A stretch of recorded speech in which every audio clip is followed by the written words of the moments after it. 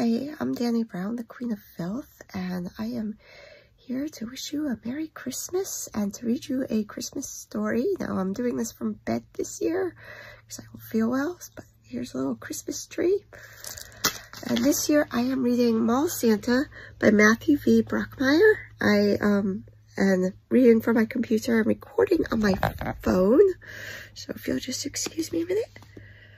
Right, Mall Santa by Matthew V. Brockmeyer. Fuck that bitch, Trish thought, as the light changed from yellow to red. She stomped on the gas, sending her Civic careening through the intersection, horns blaring. Her wheels skidded on the ice, and the little car lilted out of control. Undaunted, Trish downshifted, cranked the wheel, and swerved through the light, chomping on a stale piece of gum, while hanging her middle finger to all the honking assholes. She whispered over her shoulder to Jenny, bundled in her car seat in the back, yanking at the hair of a naked Barbie doll. "Don't worry, honey. I'll get you there." Trish tried to get her to the mall before Santa left. She screeched into the Bayshore Mall parking lot, a busy hive of headlights and shoppers. The fan to the heater was broken, Ronnie insisting he'd be the one to fix it, like being a technician assistant at Auto Lube made him a master mechanic, so it was freezing in the car.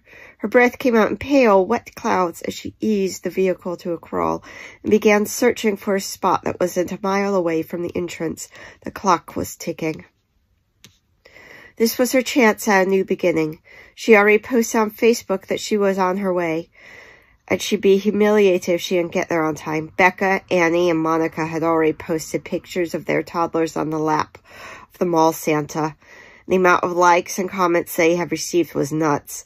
A good picture of Jenny on the lap of Jolly St. Nick could give her a big boost, get her the respect she deserved from the other mothers at the preschool. Snobby bitches. And then, right by the main entrance, a shiny minivan pulled out of a spot. Rockstar parking. Trish waited, clacking her gum against her back molars, fingers nervously tap-tapping on the wheel to the beat of a Miley Cyrus song. Damn it! An SUV cut in front of her stole the space. Fucking bullshit. She slammed her palm against the horn and flipped her off. And as the yuppie wannabe bleach blonde pulled out her own toddler from the back seat, the stupid jerk smiled and shrugged, blew Trish a kiss. The festive red and green Christmas lights of the mall bloomed like an oasis of light against the night as Trish hustled across the frozen parking lot. Jenny perched on her hip, little arms clutching her neck. A small flurry of snow fell from the sky, glowing in the tall lights, dusting the rows of cars. People were leaving in droves, and she had to push her way through them to get to the entrance. When the first parent, Jessica Nix, a quiet, mousy lady, had asked to be her friend on Facebook, Trish thought nothing of it. She hadn't thought much about the other mothers at the daycare, but then more requests began to trickle in. The other mothers' posts started appearing on her feed. She noticed something, a sort of hierarchy of who had the cutest photos, who looked the nicest. Her own post got a distinct lack of likes. And sometimes an odd comment could be taken so many ways. A simple, nice. No capital letters, no exclamation points, no emoji. How was she supposed to take that? She didn't know whether to like it, give it a heart, or what. One morning, when she was dropping off Jenny, another mom, Angela, said to her, "I saw your party on Facebook. Cute photos." And there was a tone to her voice. The other mothers sounded fake as shit all the time, because they were. But this had a tone of cattiness she hadn't heard since high school. And then, later at night, curled up on the sofa with her phone, sipping a Bud Light Tallboy, Trish went through her own post with a new eye, and damn, some of her shit was tacky. Not only blurry and out of focus, but downright trashy. Ronnie and his grease monkey buddies sitting around a keg. Ronnie crazy-eyed and probably high on meth, holding up an overflowing red plastic cup, head craned so that the SS lightning bolts tattooed on his neck took up half the frame. Delete. Ronnie's mom in a fringed Iron Maiden shirt, grinning crazily and missing more than a couple teeth as she swings a terrified Jenny by the arms. Delete. Jenny sitting in a homemade baby pool Ronnie had fashioned out of an old refrigerator in their yard. Definitely delete. That's when it all began, the need for the perfect shot, one that conveyed the right amount of class, sass, and cuteness, forcing Jenny to sit cherub-like on a tree branch, yelling at her, "Smile, a real smile, you're just grimacing," posing fashionably by a lake, sitting childishly by a mound of raked-up autumn leaves, gleefully putting a carrot nose on a little snowman. It grew into an obsession. Trish began to plan future posts, laying in bed at night, staring at the water stain on the ceiling. She imagined Jenny in a pre-dress, planting marigolds, swimming in a gleaming blue pool in a new bathing suit, not hanging out of a broken-down refrigerator in one of Trish's old Guns N' Roses shirts. The back end of the mall was dark. Only the dollar store remained open. The rest of the shops, Borders, Sunset Video, Pretzel Company had gone out of business. When she saw the tree and lights and Santa atop his throne in the distance, she thought of her father, and her heart did some weird thing, pounding in her chest and filling her face with heat. It was her father who had always taken her to see Santa as a little girl. She could still remember his lager smell of gas and trees, and her parents had always put that picture of her on Santa's lap, on the refrigerator door, every year. Something clicked. It all made sense. Facebook was like the refrigerator door, a place to pin what you wanted others to see. Jenny was getting heavy, so she put her down. The little girl yawned, rubbed her eyes, and said, "Mummy, I'm tired." Trish licked her thumb and scrubbed a smear on her daughter's cheek. "I know, baby. We just gotta see Santa real quick." She then took her by the hand and tugged her along the final 30 feet to the North Pole. A small gaggle of parents waited in line between two candy canes, Santa waiting upon his throne. As Trish strutted up to the other moms, dragging Jenny along behind her, a tall, red-headed teenage-looking dude wearing an elf suit much too small for him stepped up and clicked a red frayed velvet rope barricade across the entrance. "Sorry," the douchebag said with a hideous bucktooth grin. He wore thick glasses, a band-aid on his chin. 8 o'clock, no more visitors tonight. Santa has lots of work to do. Really, Trish thought, putting a hand on her hip.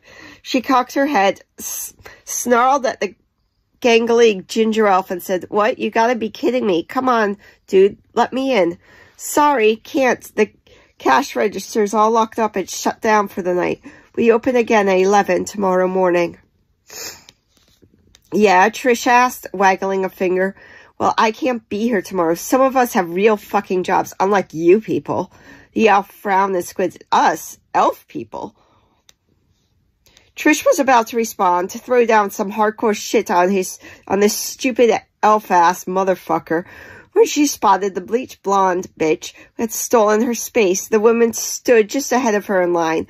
The bitch was looking right at her, smirking, lifting a hand and giving a tiny little wave before turning her back on her. "Fuck you, cunt," Trish screamed, rage exploding within her like a lit-up, gas-soaked rag. "Ugh. Ma'am, you're going to have to leave," the elf said, his stupid, freckled face looking all serious and concerned. "What the fuck are you going to do, stupid ginger?" Trish ground her teeth, spitting the words out from a clenched jaw. You gotta tell Santa on me? Put me on the naughty list?" She could feel Jenny hiding behind her, clutching her leg. "Mummy, what's happening?" "This pea-brained ginger elf won't let us see Santa. That's what's happening, sweetie." The elf crossed his arms and stood up straight. "If you don't leave right this instant, I'm calling mall security." "Yeah, well, fuck you, elf boy. I'm going, okay? I'm going." She scooped Jenny up by her armpits, tucked her under her shoulder, and glared at the elf, then turned on her heels, striding away. But then her ankle bent all wrong, her foot slipping sideways across the slick floor, wet from the melted snow. She tried to right herself, overcompensated, and pitched forward.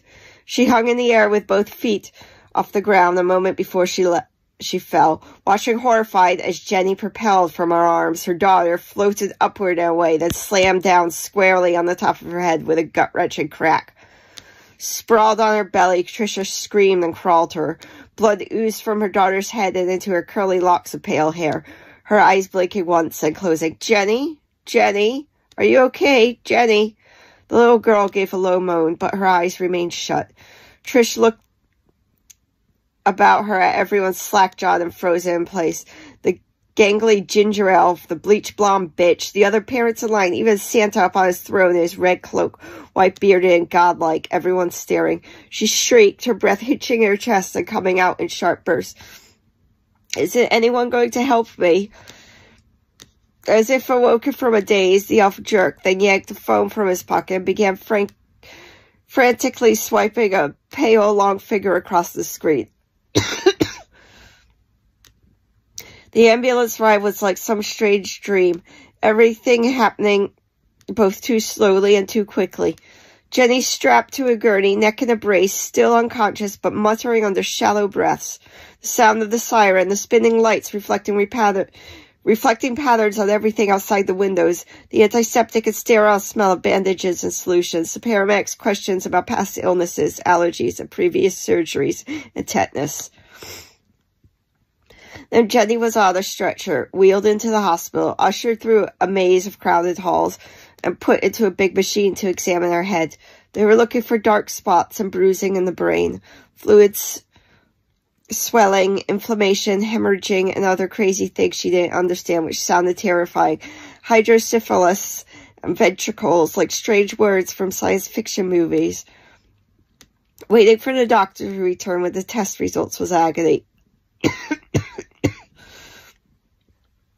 Trish sat in the tiny white room, Jenny laying there with her mouth slightly open, head wrapped in bandages, with her mind racked with worry, brimming. She blamed herself for causing the scene, for being so careless, for being so obsessed with fucking Facebook, and how she appeared to other people and what others thought of her.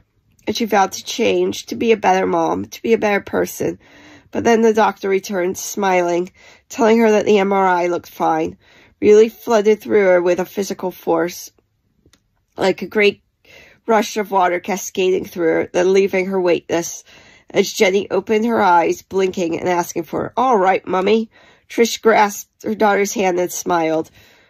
"Yes, you're fine," she said, and it was a fine moment, a beautiful moment, a tremendously heartbreaking moment. One of the greatest moments of all Trish's life, and Trish thought to herself, I should take a picture and post this on Facebook. The end. So, right, that was Mall Santa by Matthew V. Brockmeyer. So I hope you enjoyed that. Merry Christmas, and sorry about my coughing. I have a bit of a cold. Bye-bye.